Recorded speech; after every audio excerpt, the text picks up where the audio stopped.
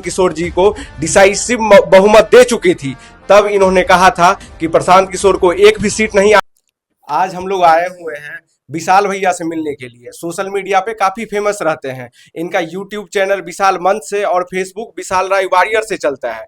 जब बिहार चुनाव से पहले पूरा सोशल मीडिया और नेशनल मीडिया प्रशांत किशोर जी को डिसाइसिव बहुमत दे चुकी थी, तब इन्होंने कहा था कि प्रशांत किशोर को एक भी सीट नहीं आने जा रही है और वोट प्रतिशत भी बहुत कम रहेगा। तब लोग इन पे ट्रोल कर रहे थे और बोल रहे थे कैसे बोल रहे हैं। इसी बात को जानने के लिए आज हम विशाल भैया के पास आए हैं। विशाल भैया अपना बताएंगे कि ऐसा अनुमान उन्होंने कैसे लगाया। नमस्कार भैया। बहुत बहुत स्वागत है आपका। बहुत लोग ट्रोल किए थे, हमें लगता है कि उनके जो पैड वर्कर हैं, हालांकि प्रशांत किशोर जी से हम भी मिले हुए हैं और मिलने के बाद ही हमें लगा था कि नहीं, ये मतलब बिहार में इनका सिक्का नहीं चल पाएगा, क्योंकि बिहार के लोग उड़ती चिड़िया को हल्दी लगाते हैं, समझे कि नहीं। तो बिहार में हम लोग भी दिन रात घूमते हैं, हमेशा समाज के बीच में रहते हैं, तो सामाजिक अनुभव के आधार पे हमने कहा था कि उनका एक भी सीट बिहार में नहीं आने जा रहा है। तो बहुत सारे लोग ट्रोल किए, बहुत सारे लोग उनके पैड वर्कर जो हैं, जो पैसा लेके कमेंट में प्रशांत किशोर जी को भगवान बना देते हैं, फेसबुक पे उन्हें भगवान और राजनीति का गॉडफादर, एकदम मसीहा उनको साबित करते हैं, वो लोग गाली देते थे। लेकिन जैसे चुनाव आया, उन लोगों का पता आता नहीं चल रहा है और सारे लोग गायब हो गए हैं और हमारा भविष्यवाणी सच हो गया। और हम भी थोड़ा बहुत पॉलिटिक्स में इंटरेस्ट रखते हैं, और हमारा तो छोड़िए, जो बड़े बड़े नेशनल मीडिया से थे वो मतलब प्रशांत किशोर जी को डिसाइसिव बहुमत दे चुके थे, मैन ऑफ द मैच करार कर दिए थे और बोल रहे थे कि यही मुद्दा सेट करेंगे। मगर आपने कहा था एक, जब किन्हीं के साथ बात कर रहे थे, कि ये मेरा शॉर्ट्स काट के रख लीजिए, प्रशांत किशोर को न सीट आने जा रहा है और बुरी तरह से चुनाव हारेंगे। बुरी तरह से चुनाव हारे ही नहीं, अब उनका राजनीति में कोई मतलब अब कोई अस्तित्व ही नहीं बच गया है। देखिए, राजनीति करना इतना आसान नहीं है, ठीक है ना। हम लोग जी भी जी। बिहार को घूमते हैं, बिहार को समझते हैं। प्रशांत किशोर जी इतना पढ़े लिखे नहीं है, लेकिन सामाजिक अनुभव 1% ही रखते हैं, लेकिन रखते हैं हम लोग। लोगों के पास घूमने के बाद से पता चला कि हम लोग, पहले लगता था कि प्रशांत किशोर जी सोशल जी। मीडिया पे इन्हें मास्टरमाइंड साबित किया जा जी रहा है। जी। ऐसा लग रहा है कि पूरे भारत का राजनीति इन्हीं से निकला हुआ है और यही पूरे पूरे लोगों को बिहार का नजर स्थापित आ किया गया है। था। नहीं, पूरे भारत के नेताओं को यही स्थापित किए हैं, और जितने मुख्यमंत्री, मंत्री, प्रधानमंत्री बने हैं, उसके सबके दाता हैं ये प्रशांत किशोर जी। जब लोगों के बीच में हम लोग इनका रिव्यू लेना शुरू किए, तो पता चला कि इनका तो जमीनी स्तर पे कोई प्रभाव ही नहीं है। प्रभाव होगा भी तो कैसे होगा। ये बात करते हैं शराबबंदी का, और जी शराबबंदी जो बिहार के लिए वरदान साबित हो चुका है। आज शराबबंदी की वजह से ना जाने कितने लाख महिलाओं का घर उजड़ने से बच गया है। कितनी महिलाएं जो हिंसा की शिकार होती थी, उनका जीवन हाँ, बदल गया है। महिला हिंसा में आप कमी आई है। आप महिलाओं से हम आपसे कहते हैं, हम लोगों को चैलेंज करते हैं कि आप जाइए 1000 महिलाओं का रिव्यू लीजिए, वैसी महिलाएं जिनके पति शराब पीते थे जी और अब छोड़ चुके हैं। जी आप 1000 महिलाओं से रिव्यू लीजिए और उनसे पूछिए कि क्या बिहार ही नहीं, पूरे भारत में शराब बिकना चाहिए क्या।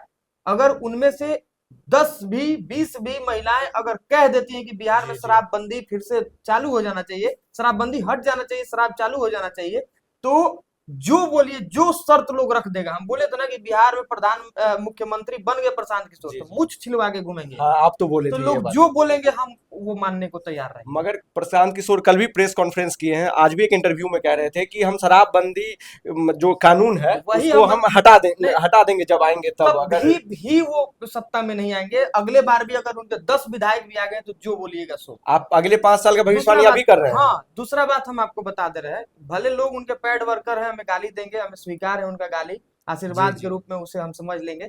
लेकिन हम बात कर रहे थे मुद्दे का। जी। उनको लोग मास्टरमाइंड साबित कर रहे थे, उनको एकदम मतलब इतना ना प्रचार उनका सोशल मीडिया पे लोग किए कि लोग समझ रहा था कि ये क्रांति ला देंगे, लेकिन ऐसा कुछ भी नहीं हुआ। उनके पास मुद्दा जी ही जी। नहीं था, मुद्दाहीन व्यक्ति है ये। वो तो कह रहे थे कि पूरे बता रहे हम हैं पलायन का भैया, मुद्दा सेट किए हैं, भैया रोजगार भैया का मुद्दा हम सेट पलायन किया, का आप कह रहे मुद्दा, हैं उनका। एक मिनट, पलायन का मुद्दा वो सेट किए हैं। तो 2005 में मुख्यमंत्री जी पलायन पलायन का बात करके और सत्ता में आए थे। उस टाइम पलायन को रोकने के लिए वो एक मुहिम बना के अपना प्रचार प्रसार करवाए थे कि हम पलायन को रोकेंगे रोकेंगे रोकेंगे। तो ये जी कैसे जी सेट कर दिए।